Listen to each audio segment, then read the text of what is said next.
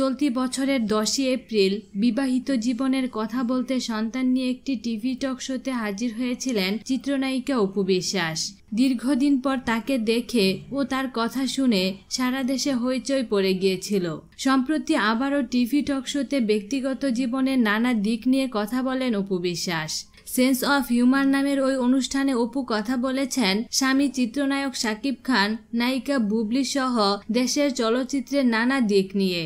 সম্প্রতি অনুষ্ঠানটি এটিএন বাংলায় প্রচারিত হয়েছে। এটি উপস্থাপনা করেছেন অভিনেতা শাহরিয়ার নাজিম জয়।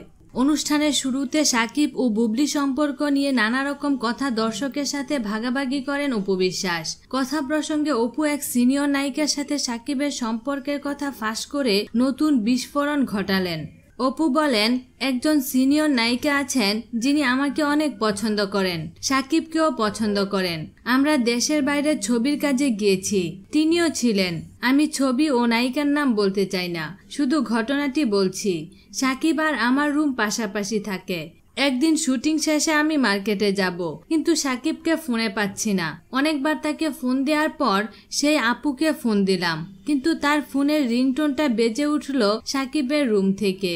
বিনোদন জগতের নিত্য নতুন খবরাখবর জানতে আমাদের চ্যানেলটিতে সাবস্ক্রাইব করার জন্য আপনাকে আন্তরিক ধন্যবাদ।